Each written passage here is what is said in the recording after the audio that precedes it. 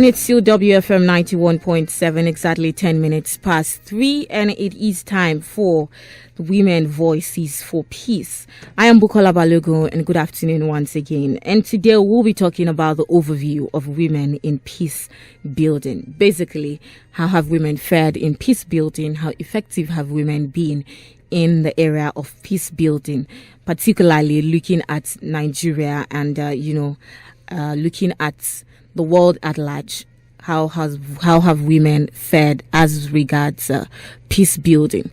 And going into the introduction of the program now, inclusivity in peace and security disclosure policy and practice has gained prominence over the last decade, especially in geographical areas such as the northern Nigeria, where the mutating peace and security threats have necessitated and enhanced gender-sensitive conflict prevention frameworks and an increased engagement of women to adequately respond to these threats. And however, assessments of states in northern Nigeria have revealed that lack of integrated and inclusive conflict prevention mechanism with gender sensitivity and the requisite preventive capacities to enable comprehensive response of mitigation. And in response to this, in response to the gender gap in gender peace and security policies and practice, including the low engagement of women in conflict prevention, UN Women, in partnership with UNICEF and the federal and state ministries of women affairs and social development, among others, have been implementing the promoting women's engagement in peace and security in northern Nigeria, and with the goal to ensure that practical implementation of the United Nations Security Council Resolution 1325 in certain northern states in Nigeria. And however, today on Women Voices for Peace, we will be discussing the overview of women in peace building, just like I said earlier. And I won't be doing this alone. Joining me today is Rachel Misan Rupi. Good afternoon. Are you there with me, Rachel? Hello. Yes, good afternoon, and welcome to the Women Voices for Peace. All right. Yes, Rachel, can you hear me at all? Okay, I can hear you now. Yes, thank you. Welcome to the program, and this is Women Voices for Peace. Yes. All right. Rachel is currently the Executive Director, Development Initiative for Community Impact. And we're so glad to have you today. And the fact that you will be doing this with us is actually a pleasure. And good afternoon once again. All right. And trying to understand the concept of women in peace building, there is the need to put into perspective that women are naturally peacemakers, and being peacemakers, it would require a holistic approach to a certain peace building by women. And women peacemakers works to support the empowerment of women and youth, transform conflicts, and prevent violence, including gender-based violence, by providing the tools and the space for dialogue and deeper understanding about issues of gender and peace. As earlier stated, women are naturally peacemakers and are not violence inclined.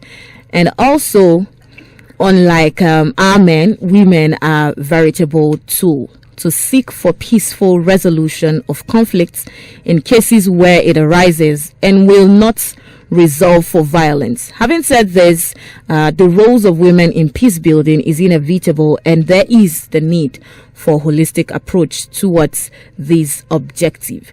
And yes, I am coming to you now, Rachel. I just want to get to hear from you. What would you say is your own overview as regards women participation in peace building? Okay, women participation in peace building has actually been something that has happened at the background and in the informal sector. However, at a more strategic and at a more formal level, women are hardly engaged in peace building. But whether you like it or not, at the home front, women are usually engaged in peace building processes at home, at the informal sector. Once the issues are very, very, very, very difficult to handle, we call them women. They get women to talk through the men. In other words, peace building, women in peace building has been the women talking to the men. The men go out there to take the glory as if they are the ones that have taken or made them so some of the possession or the impact. And over it's difficult to find women at peace accord, international peace accord, national peace accord. Even in Nigeria here, it's difficult to find women building peace at that formal level. But at the local level, yes. At the community level, yes. At home from, but they are not the one that will come out to say it. They say it, and their husband or their brother or anybody that is Okay, yes, we might have to, Rachel, we might have to just get to reach you again. The line isn't really clear. But yes, in the process of trying to do that, first of all, I would just want to open the phone lines and get to hear from you as well, who is listening to me. 07000 917 917 090 256 25455. How do you think women have fared in the area of peace building? How can, how can we say that women have been able to help? Now, Rachel was trying to explain to us that when we talk about the home front, where we talk about, in the families, in local government level, in some levels that are not probably on the higher levels, women have been able to help in one or two ways or in little ways to be able to help peace, to be able to ensure peace, reigns in whatever domain that they have found themselves. But when we talk about, at a national level, when we talk about at levels where you have to meet with great minds, where you have to discuss about peace building, we only have few people, we only have few women rather, who are represented at those levels. So first of all, why do we have few women who are represented at this level? What exactly is the reason for this? And, Rachel was trying to explain that to us, but yes, she will give us a better understanding into that. And still, when referring to peace building, it is the comprehensive long-term process working towards sustainable peace based on values, rights, and human dignity. It actually recognizes and supports central role that local actors and processes have in ending violence and constructively addressing both the immediate effects and structural causes of violent conflicts. And as well, it's also stated down fact that during conflicts of any sort, women and girls are at greater risks than men, and due to such narrative, we need to come together to forcefully create a state of peace in these parts of the globe. Now we have, so many issues that have caused uproar. Recently over the weekend, there have been, different bomb explosions that have been.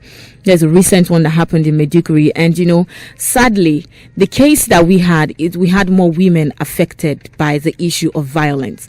Now we have women who are affected by the issue of violence, but we don't really have them when it comes to what is it that is expected to bring about this peace. Now, they are the ones that will probably know how it hurts, whatever it is, the experiences that they have had. They will be able to put all of these also in place to ensure that they are able to create a channel for, helping to bring about peace when it has to do with conflicts, when it has to do with violence, when it has to do with all forms of violence as a whole. So it's very important women are involved in all of this process. But let's get to hear from you. 07000 917 917 090 256 25455. Send a WhatsApp or a text message to 070 317 56537. And it's 20 minutes past 3. You're still listening to the Women Voices for Peace on WFM 91.7.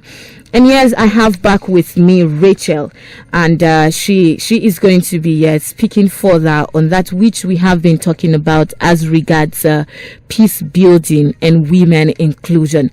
Yes, please welcome back, Rachel. Rather, welcome back. Thank you. Yes. So you are trying to tell us a little more about the overview of peace building and women participation exactly. Okay. Like as I was saying earlier, women participation in peace building has been something that women, it is encapsulated in women being heard, not seen. They are being heard when they make some of these peace building moves. It is their husbands that come out to say it, and then the men will take the glory as if they are the one that said or taking such decisions. So over the year, women have been excluded from decision making, and in excluding them from decision making has also affected. They are also being involved in formal peace building processes. So women are usually not involved. Like I was saying, at the formal process, we don't even have any women in any formal peace process in peace accords in Nigeria. Everyone will know that when women are involved in peace building, the peace agreement achieved lasts longer than when only men are involved in such peace moves and peace accords. So women in peace building is something that the women have been doing, but they have been excluded in what they have been doing because they do not have voice to say it directly. That's why we're asking that women should be included. Give women voice. Let them say it themselves. Because if I say it like in communication, when I say it myself, it is difficult. It is different from when I tell someone else and the person passes the message. There's a distortion in the process. So women building peace cannot be complete if the women are not included, and it is like a one-sided affair. And this is not far-fetched from the gender issues that we have been talking about, because it is the way the stereotype, the way we're socialized, which is handed down from one generation to the other. But what we are saying right now is women have the capacity, they have all it takes to build peace, to be part of peace building processes. I think this is what led to this United Nations Security Council Resolution 1325, which has been updated from now every now and then. What I'm trying to say in essence is that building peace is not just the men's affair. It includes the men and includes the women. You understand, it's in the open. When there are issues, when there are crises, when there are wars, when there are one insurgency issue or the other, who suffers more? The women. Yes. Who in crisis situation, who thinks faster and makes decisions instantly? It's the women. The men will run away and go into the bush and stay there. It is when they are in the bush, after they have taken care of themselves, they say, where's my wife, where's my children? But the woman will not run while the thing is happening. She's there picking Nkechi, picking Andrew, picking Musa, picking Rukere, and saying, no, carry stove. That is the woman for you. Carry stove. No, we'll eat in the bush. You pick that yam. That is why when you see woman moving, she's picking gallon that they wish to fetch water. That's the woman. To tell you how the woman was strategically made. But when it comes to building the peace after the crisis, the women are not included. Women should be included in peace building. Because we want the peace to last long, women should be included. All right. Thank you very much there. Thank you for your contribution there, Rachel. And Rachel has been able to tell us that when women are actually included, they will be able to speak up for themselves. I was saying that the other time that women need to be involved in, women need to be involved. They have to talk about whatever it is that is affecting them, which is very, very important. And thank you very much for giving us all of that insight that you just shared, Rachel. And still talking about what it is that needs to be done. Now, the clamor for gender equality and inclusivity has been on for a few years now. What do you think can be done differently that would ensure a favorable response as regards, gender equality and inclusivity? What should be done differently is to make the men understand what gender equality is all about. Immediately you mention gender equality, an average man will be defensive and he say, all this women liberation, all the women that are looking for liberation, we are not looking for liberation from anywhere. We are who we are, we are where we are. And we want to be given equal opportunity. Gender equality is about equal opportunity. When the fundamental human rights were United Nations Universal Declaration of Human Rights of 1948, when he provided for those 30 articles, he did not say that these articles are just for the men alone or for the women. It is for every human being. As long as the person is a human being, the person is entitled to all the universal rights. So therefore, gender equality is not about the women stepping on the men's head, but rather it's asking for equal opportunity. So one thing is for the men to understand that gender equality is not about women trying to put them down. That's what normally some men will think. These women are looking for liberation. We are not looking for liberation. We are who we are, and we want equal opportunity. Okay, so more like what you're trying to say now is just that we want a voice. Give us a voice. But now, there's always, just like you have rightly said, there is always the clamor that when you give them power, there's going to be, not even having a say at all in whatever it is that needs to be done. So how do we sensitize this ideology? How do we change this ideology? How do we change the psyche that most men have as regards the fact that when women are, speaking up for themselves or wanting for them also to be included, it's more like they want to come and overpower and silence everyone? Okay. To change the psyche is continuous advocacy, continuous engagement. Like, I believe strongly that we cannot achieve this without the support of men. Okay. Because this is an age-long socialization carryover. In other words, that is the way we were socialized. And if you understand your basic agent of socialization, you know that the home, the family is number one first. And that is where all this socialization comes. That is why when we're talking about gender, we say gender can change, but sex cannot change. So everything that has to do with gender can change. The orientation that the men have that women, if they give them power, they will come and lord it over us. It will change. It will make them see the reason why women should be given equal opportunity. Okay, all right. Thank you very much. And if you're just joining us, it's still Women Voices for Peace on WFM 91.7. And yes, we have Rachel, who has been helping us with all of that. We have Rachel Nisan Rupi. She is actually the current Executive Director, Development Initiative for Community Impact. And she has been doing justice on the topic of discussion today, the overview of women in peace building. Yes, let's get to hear from you. How do you think women have been included in the area of peace building? We still have uproar up north. We still have issues of violence still happening on a daily basis.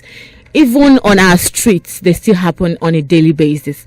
How can women contribute their own quota? How do we ensure that women are allowed to contribute their own quota to, the development of peace, and also to ensuring that there is the silence of violence in Nigeria, and not necessarily just Nigeria, particularly in the world? 07000 917 917 090 256 25455 are the studio lines to call to be a part of the program Women Voices for Peace. Now, between 1990 and 2017, women have constituted only 2% of mediators, 8% of negotiators, 5% of witnesses, and signatures in all major peace processes. What would you ascribe as to being underwhelming factor or underlining factor for these low figures? Okay. One is because when you are looking at the formal peace process, a lot of skills is required. Okay. But one thing is, it still boils down to the way we were raised, the way we were socialized, the gender issues. Because you see an average woman that wants to go, you say, and now you won't go talk.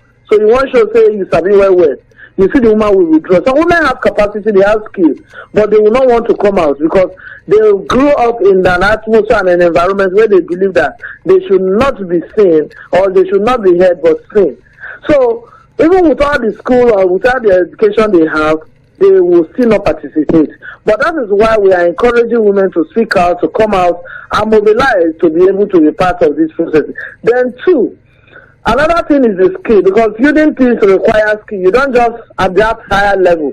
You don't just wake up and say I'm a peace builder. Okay. How many women are going to get skills? Then purposely. In short, let me go on. How many women are even pursuing a career in peace building?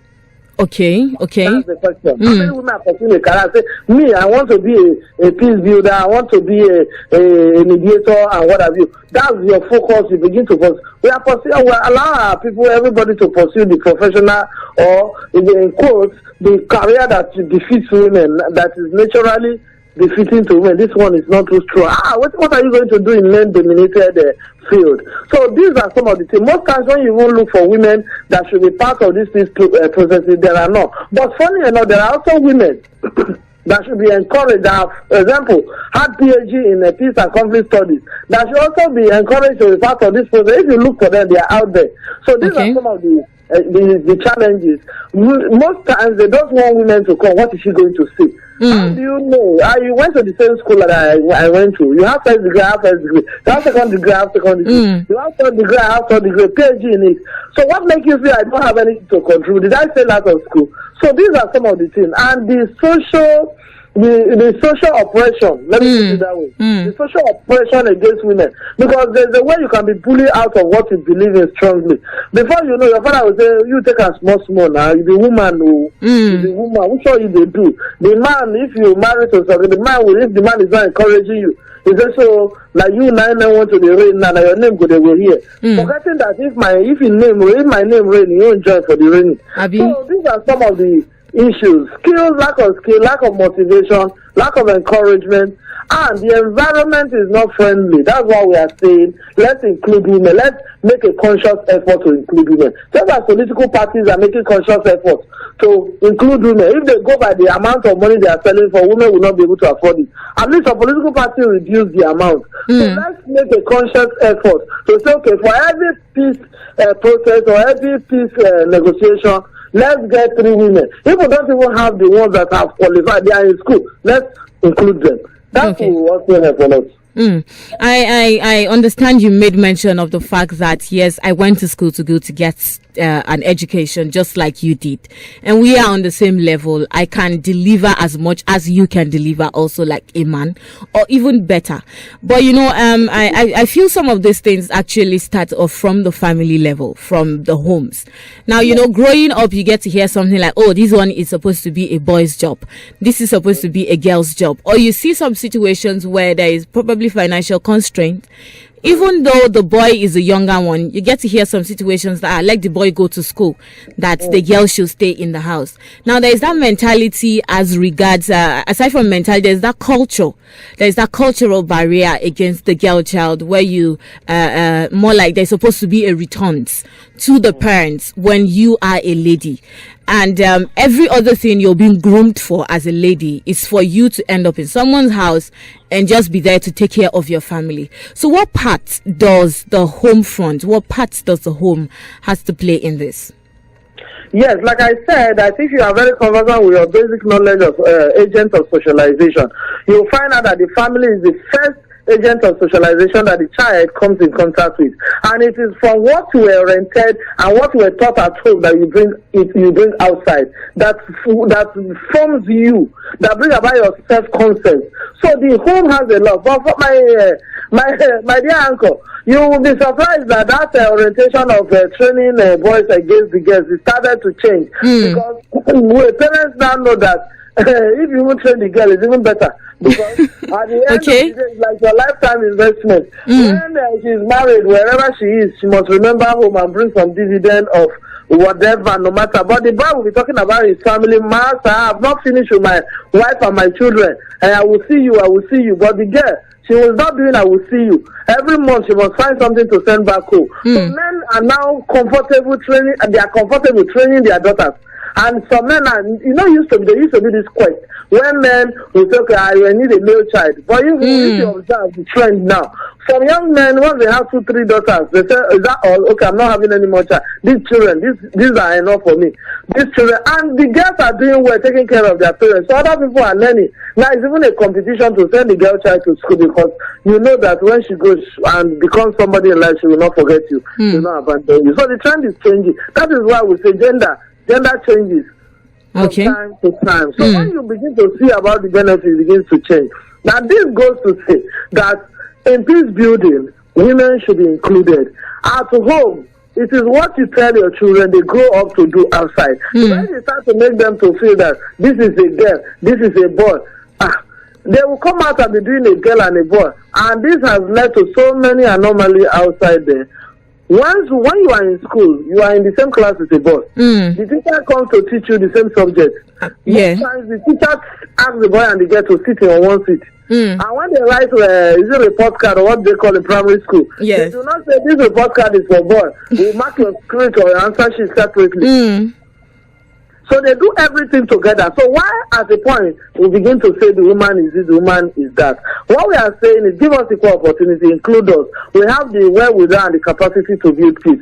And research and study has shown that when women are involved in formal peace building processes, the peace lasts twice longer. That peace lasts twice longer than when only men are involved in it. You can search for that. All right. Thank you very much on that. You made mention also of the society. Now, the society is made up of different individuals. It's made up of you and I and you that is listening, everybody coming together to make up the society. Now, there is so much, anomalies that we will say, oh, the society has brought up to say, oh, this is the norm. This is not the norm. This is what should be for women. This isn't what should be for women. And we have so much stigmatization. Then aside from that, we have the whole issue about bullying. Now, this is something that resonates at all levels, and also not just at all levels, different fields, organizations, private, public, these things happen. And most of the time, women fall victim of this. And I know there is so much that has been going on into raising awareness about this. There is so much that has been going on in creating an awareness that women involvement creates a difference. But we still have some of these people, we still have some of these organizations, and we still have the society at large that still creates that stigma against women and the girl child. How can we change this narrative? Okay. When we're growing up, I don't know, there used to be this folklore. Every tradition has their folklore, tales, stories, that was used as a part of socialization. Beautiful. Then, one thing that is very sure is because of the individualistic lifestyle that we have found ourselves in this generation, it has removed us or separated us from that communal lifestyle where everybody watches out for everybody. And that cohesion is no longer there. But one of the overview of Women in Peace Building is just recently on the 30th of December 2019, one have had a storytelling for peace in Unemenekwa in Akoko Edo local government area of Edo State. What was this about? Bringing women together, community women together, to use story to do peace building. That is telling stories of what has happened, how it was resolved, and how the issues were handled. And I believe that is a new concept that will drive the inclusion of women in peace building processes. The society is so individualistic, is so individualized that it's difficult to bring in people. But this storytelling for peace will go a long way in helping to build peace building processes, because you will learn skills from it, you learn knowledge from it, you build your competencies from it, and you have the wherewithal and the attitude to be able to be included in peace building processes. Because some things you have forgotten, how women were able to stand and build peace. Those older women will teach the younger girls. And before you know, the skill is building. So we just started it in the local government area on the 30th of December 2019. It was an amazing time. Storytelling for peace. Yes, and how do people react to that when you carried out that program?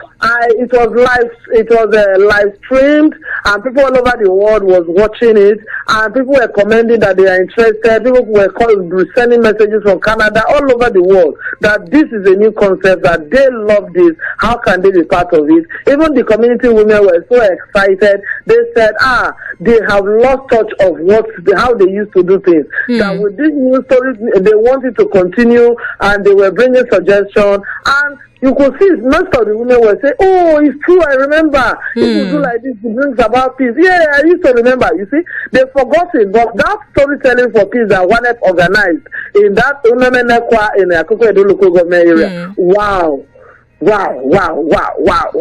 was a wow, because everybody, because it was live stream, everybody watched it, and there was this cohesion. People were able to tell their stories using different concepts, telling stories about cohesion, telling story about harmony, telling story about tolerance, telling story about patience, using different things to defeat these stories, and that's another way of peace building by the women. All right, thank you very much. And that was Rachel, and Rachel is the Executive Director, Development Initiative for Community Impact. It's exactly 20 minutes to 4 on WFM 91.7, and it is still Women Voices for Peace.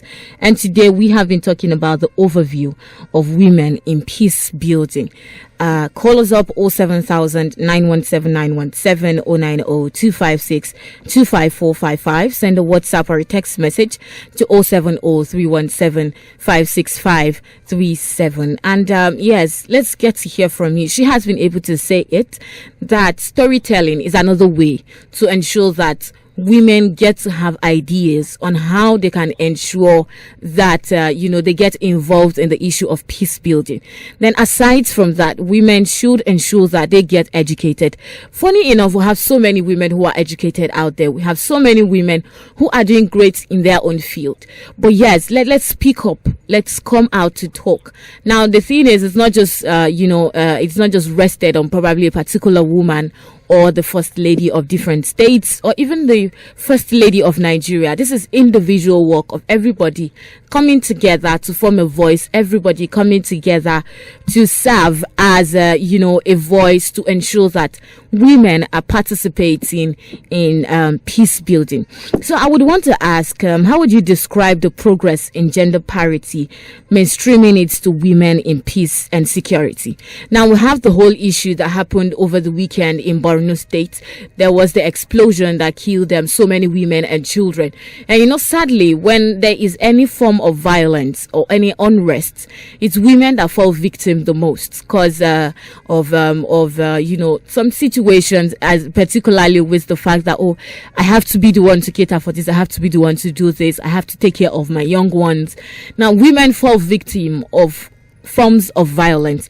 But how would you say that gender parity has actually fared, just trimming it down to peace and security? Okay. At least the United Nations Security Council Resolution 1325 have helped a great deal, because most countries are signatory to it. And immediately that resolution came to bear, we find out that women are now being included in formal peace building processes, that is at the peacekeeping mission. And that's why you can see our women police going to other countries to keep peace. You see women soldiers. Before now, how many women soldiers do you see and see them on the highway? How many women mobile police? We grew up knowing that mobile police is just for men only. The women can be at the former police, the conventional police, and be on the counter and the stuff like that. Except she cannot be a commissioner, she's a graduate and all the stuff. What we're trying to say in essence is that gender parity has actually, before, the gender gap used to be very high. But I think, I'm not too sure of the data, I think we still have 100 years, or is it 200 years gap? So we are not where we used to be, but we're making progress. We have not gotten to where we want to get to, but we are not where we used to be. Now, people are consciously mainstreaming gender in almost every issue. Like even from the home front now, at least an average man will want to train his daughter. It is even difficult for you to see a family that will say boys. But those some people still do it because they still lack the understanding. But those who have seen how it has play out and pay out are not training their daughters. Like now in communities where you go, because of a lot of civil society activity work, you see people including women in almost every activities, and even though there is the gender, the number is still very minimal. You still see one or two women in such maybe a group or committees or what have you. So that's a progress we are making, though slow, but it's better than nothing. It's better you are making progress they are not making at all. That is why women are now being encouraged. Because ordinarily, it's difficult for you to see a woman that will say she wants to go into a male-dominated sector. It's difficult. So we are now encouraging women, please, if you know you have the capacity, go into it. The women need a lot of encouragement so that we can break out of the gender stereotype.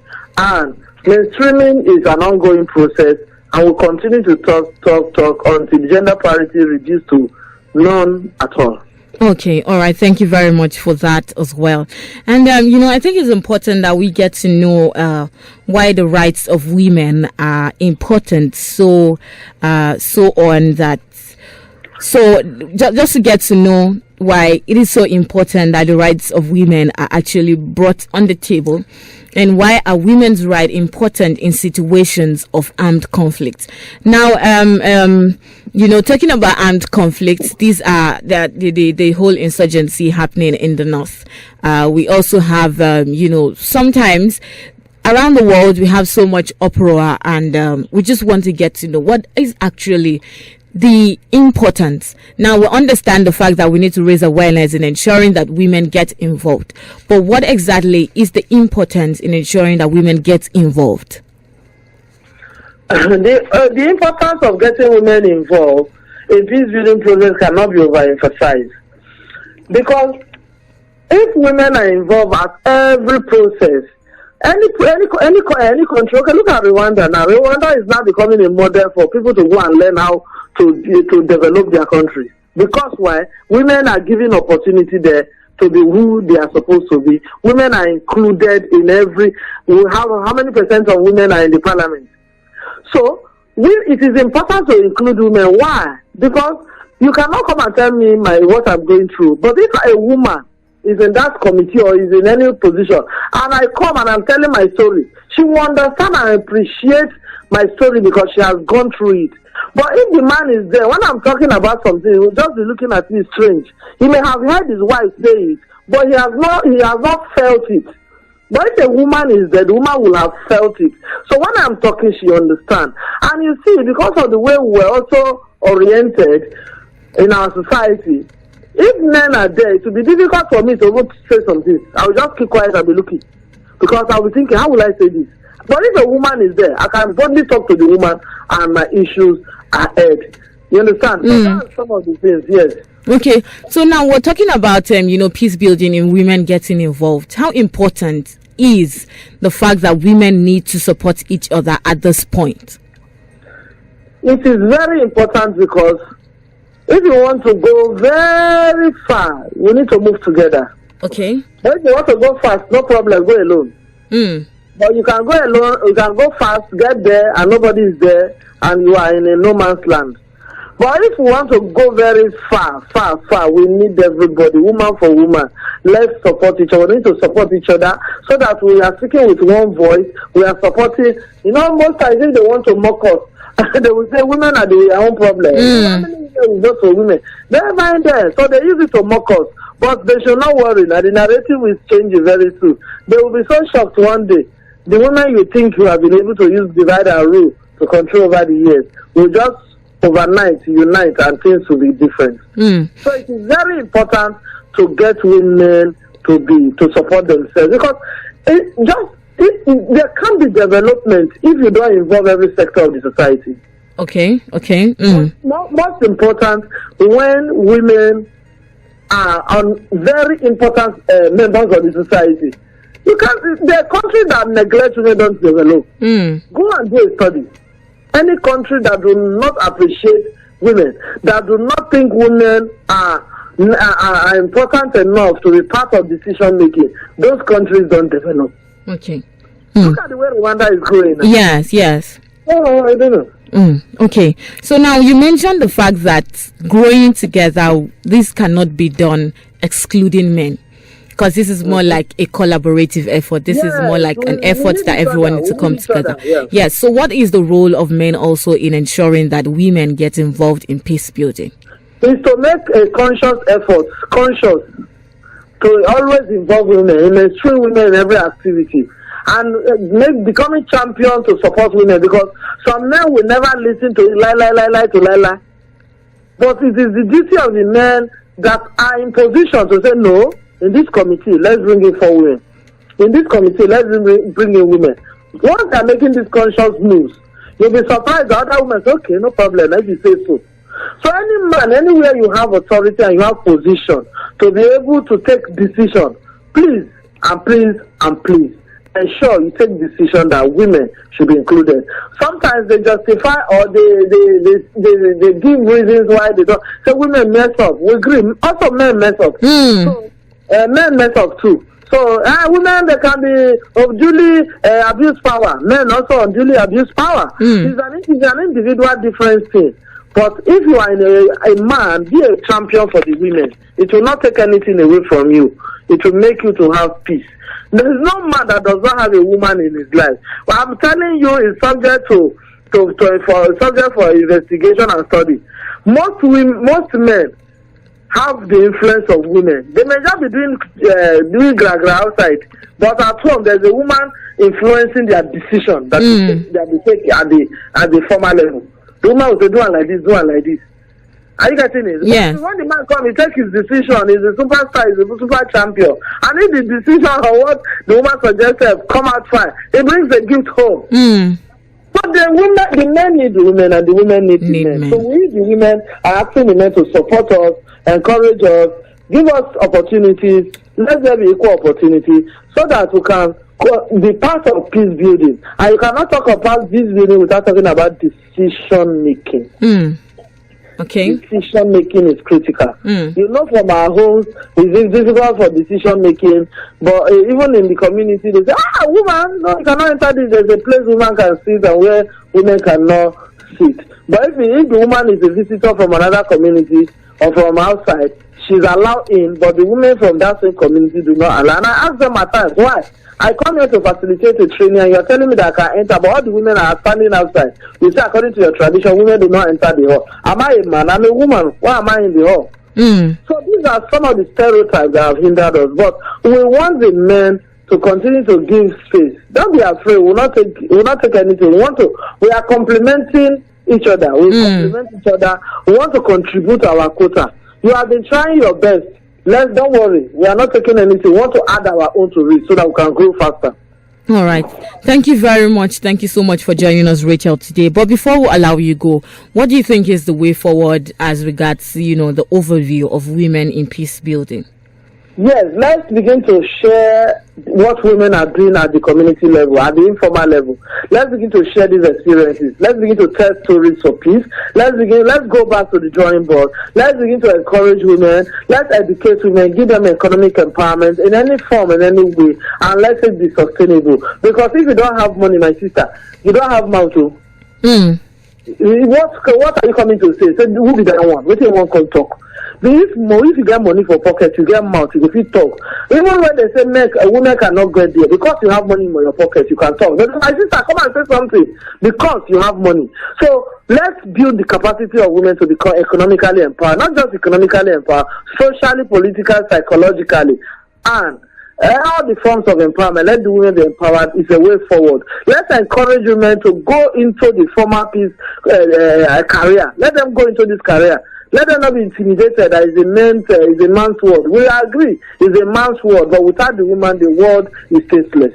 All right. Thank you so much, Rachel, for joining us this afternoon. It's a pleasure having you on Women Voices for Peace. Thank you so much. Thank you. All right. Do have a very good day as well as the day goes by. Thank you once again.